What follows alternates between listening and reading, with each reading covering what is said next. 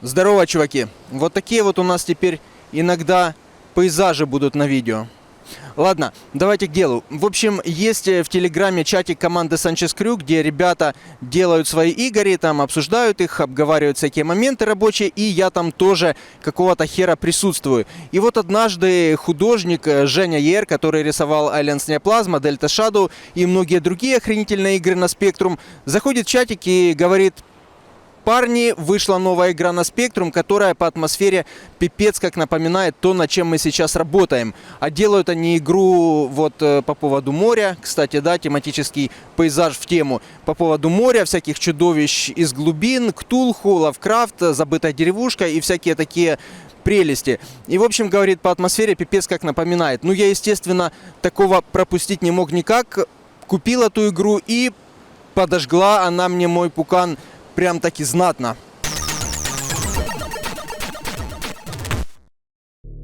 Игра, о которой я говорю, называется Культ, и разработал ее в 23-м году испанский, как я полагаю, разработчик Jose GT. или иначе Tertessos Games. Сделано все это на известном движке MK1 от Mahjong Twins и шевелится очень даже неплохо. Все начинается с того, что однажды ночью в полицейском участке раздается звонок.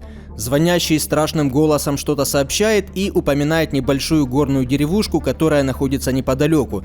История сопровождается сносными артами, да и арт игры в магазине выглядит очень даже атмосферно. Ну ок. В общем, мы играем за храброго сотрудника полиции, детектива, наверное, который отправляется на вызов в забытую богом деревню. Как вы понимаете, в населенном пункте творится какая-то лютая дичь. Население поклоняется темному культу, какие-то змеи зомбируют людей, а те немногие, кто остался не задействован в этой движухе, запуганы и трясутся от страха. Наверное, как-то так. Сильно в сюжете я не уверен, так как в интрухе автор не особо многословен, что я, к слову, категорически приветствую, а пройти же игру до конца и раскрыть сюжет полностью я не осилил. Чуть позже расскажу почему. Итак, мы прибываем в эту деревню и игра начинается. В плане графики все довольно сносно и вайбово. Игра выполнена в косоугольной проекции, и единственное, что меня смущает в плане визуала, это спрайт главного героя, когда он смотрит вверх. Дорогие модераторы Ютуба, это не то, что вы подумали, а просто голова персонажа, так что не нужно, пожалуйста, удалять мой канал за порнографию. Хотя игра имеет версию для компьютера Amstrad CPC, что уже само по себе является полнейшей порнографией, но так как амстрадовскую версию мы не рассматриваем, то с меня и взятки гладкие, как говорится. Но если по-честному, амстрадовская версия все-таки выглядит немного поинтереснее, чем спектрумовская. Я это вслух сказал. В общем, в графическом плане проблем нет, с управлением тоже все прекрасно и вроде бы все хорошо. Но что такое жопа, ты начинаешь понимать, когда сталкиваешься с первыми врагами. А скажите, вот вы любите респавн в играх? Лично я как бы не особо, но окей. Иногда он может быть чем-то обусловлен, необходим, и иногда он просто терпим. Но вот как по вашему ощущению, сколько времени должно проходить с того момента, как ты замочил противника, до момента его респавна? Лично для себя я четко ответить на этот вопрос не могу, но думаю, что как минимум несколько секунд. Как минимум. Иначе игровой процесс превращается в, простите, какую-то дрочильню. Таким, на мой взгляд, недостатком зачастую грешат спектрумовские игры 80-х. Но когда ты покупаешь современную игру на спек, ты вряд ли ожидаешь, что столкнешься с такой проблемой. Хотя, кого я обманываю? Ладно, во всяком случае ты не думаешь, что все будет критически плохо в данном плане. Все-таки опыт предыдущих поколений, понимаете ли. Сейчас же авторы ведь знают и понимают, как раздражает игроков респавн, как его никто не любит и всякое такое.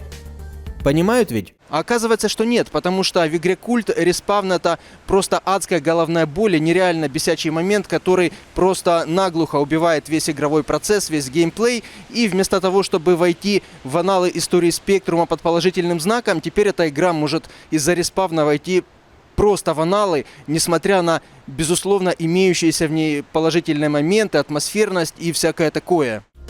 Ну серьезно, с момента убийства противника и до его респавна тут проходит не 10, не 5, не 2 и даже не 1 секунда. Максимум какие-то доли секунды, а по ощущениям же во время игры враг появляется практически в тот же момент, как ты его убиваешь. И спрашивается, нахрена тут вообще их убивать? Ну серьезно, гораздо ведь проще бегать напролом. Тем более, что патроны далеко не бесконечны, мягко говоря. Вот как можно исследовать деревушку, наслаждаться ее вайбом, если на тебя постоянно прут какие-то невменяемые черти? Во-первых, это жутко бесит. Во-вторых, как я уже и сказал, патронов тут не так много, да и вообще, нет никакого смысла убивать врагов, и у тебя нет никакой мотивации играть нормально. Остается только ломиться напролом как конченому, и это наглухо угандошивает игровой процесс. Вот реально, здесь гораздо логичнее подставляться под удар и сливать врагам единицу здоровья, чем убивать их, так как в случае игры в поддавки это хоть ненадолго останавливает монстров, причем всех на экране. И мне вот по-честному интересно, автору реально нравится такое вот дрочилово, или может быть у него есть знакомые геймеры, которые западают по такой фигне, и они советовали ему сделать бесконечный и, главное, мгновенный респавн. Честно говоря, я сильно сомневаюсь.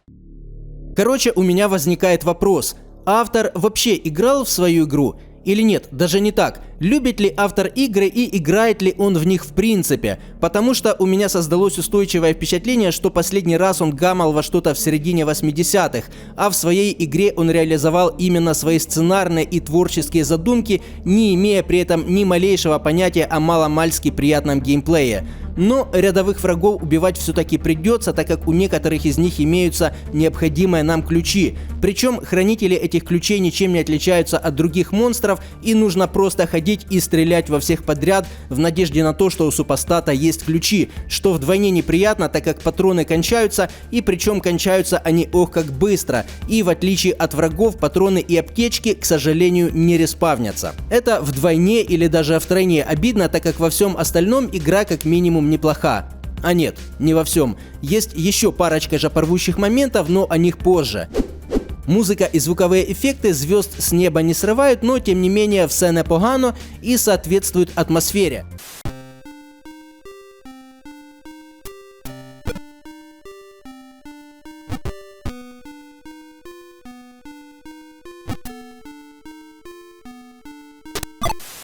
Наш храбрый детектив расследует, что же не так в этом депрессивном населенном пункте, убивает монстров, ну или не убивает и старается бежать напролом, если он умный, заходит в дома, общается с немногочисленными вменяемыми жителями, собирает ключи, патроны, аптечки, решает несложные логические загадки и сражается с боссами.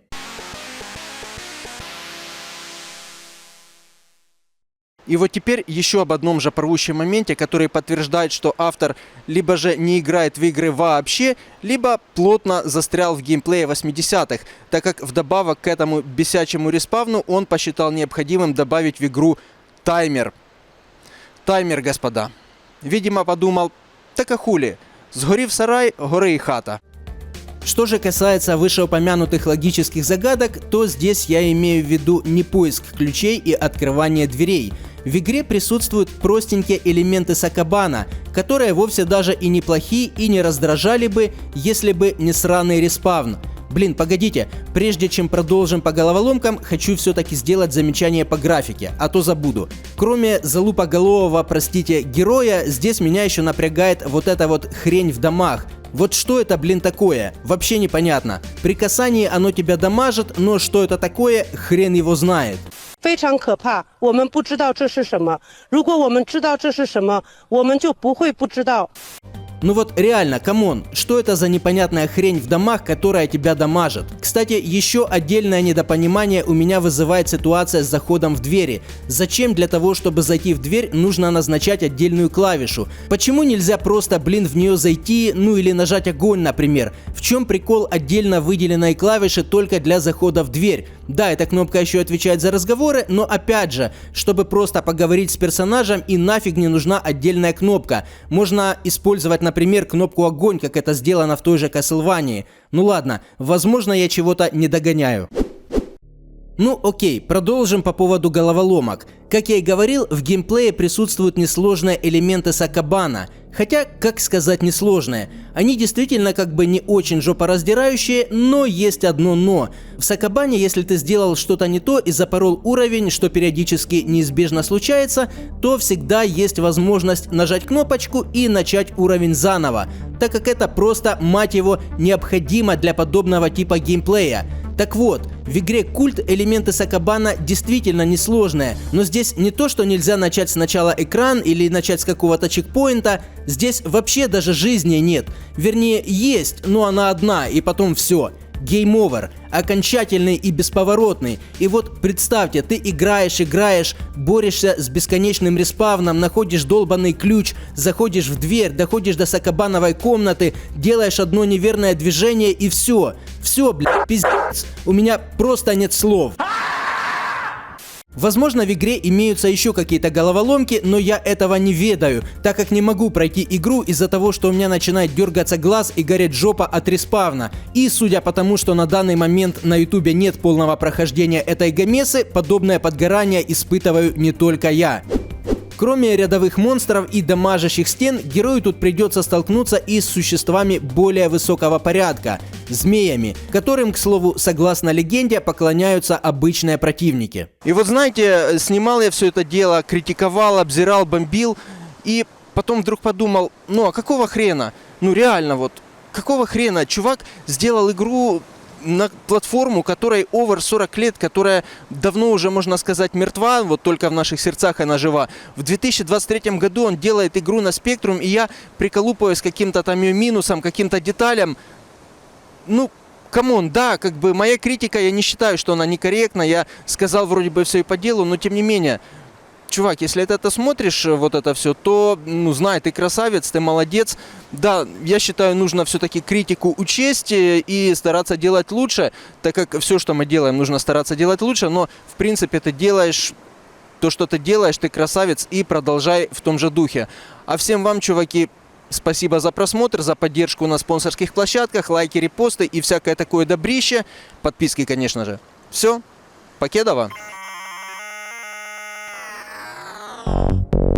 И, конечно же, по традиции благодарю абсолютно всех своих донатеров на стримах. Спасибо вам огромное, чуваки. И также низкий поклон моим спонсорам и патронам на всех площадках. А в частности, Андрею Угольнику, Unknown Filmmaker'у, каналу Drunkfly, ссылка в описании, Соли по вкусу, Снауду 81, Варьяту, АДФу, Александру Бережному, Александру Ляшуку, Арту, Crazy Animal'у, Сайберу, Юджину Труневу, Сергею, Василию Селиванову, Василию Харужику, Маше и Сереге, басисту Акселю, Володимиру Шевченко, Александру Веприку, Дизи Дарку и всем тем замечательным людям, чьи имена и ники вы сейчас видите на своих голубых экранах. И да, отдельное спасибо Евгену Рябцуну за музычку в данном видео. Все, покедова.